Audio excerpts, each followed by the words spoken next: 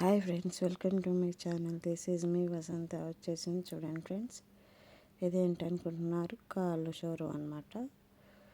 కాళ్ళు అయితే తెచ్చి వండేసాను. చూడండి, అయిపోయింది కాళ్ళు.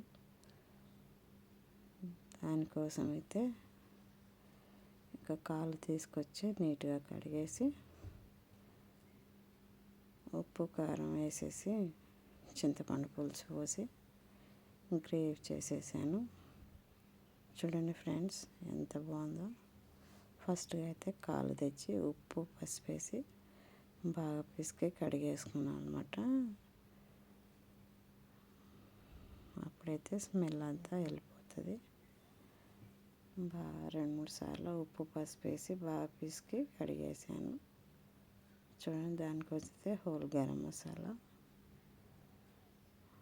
4 ఉల్లిపాయలు వేసేసి నీట్గా కడిగి పెట్టేసాను కదా. ఉల్లిపాయ సరిగ్గా పక్కన పెట్టేసుకున్నాను. చూడండి, ఆయిల్ వేసాను అనమాట. ఆయిల్ వేసిన తర్వాత మనం గరం మసాలా వేసేసుకుందాం ఫ్రెండ్స్. చూడండి, హోల్ గరం మసాలా, దాంట్లో కొన్ని మిరియాలు కూడా వేసాను. ఉల్లిపాయలు వేగేటప్పుడు కొంచెం అల్లం వెల్లిగడ్డ పేస్ట్ వేసుకుందాం. పసుపు, అల్లం వెల్లిగడ్డ పేస్టు, పచ్చిమిర్చి సన్న మధ్యలో ఘాట్లు పెట్టేసి పచ్చిమిర్చి వేసాను.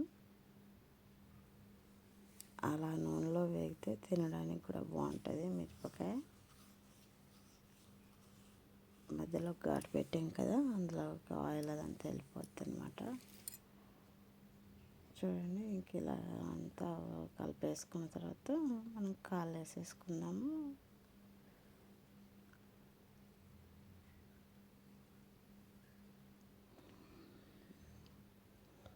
ఈసారి సన్నగా ఉన్నాయి కాళ్ళు. సన్న కాళ్ళు తీసుకొచ్చారు మా వారు.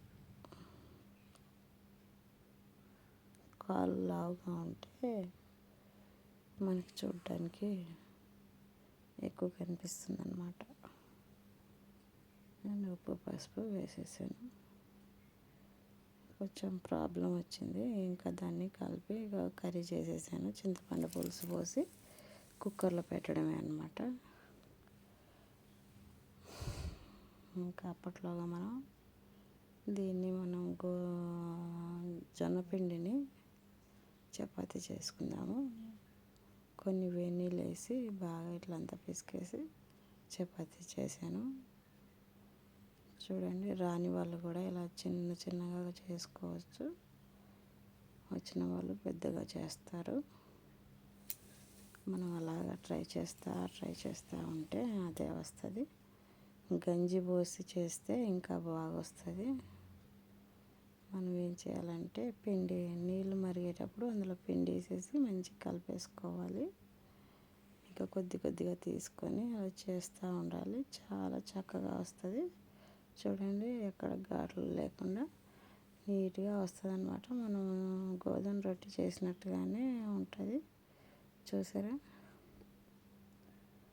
ఇలాగా చూడండి ఫ్రెండ్స్, జొన్న రొట్టెతో కాళ్ళ కూర టేస్ట్ చేద్దాం రండి ఫ్రెండ్స్.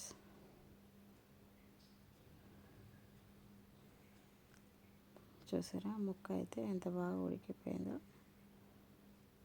ఇదన్నమాట కాళ్ళ షోర్వా. వీడియో చూసి లైక్ చేసి కామెంట్ చేయండి. థ్యాంక్ యూ ఫర్ వాచింగ్ అండి.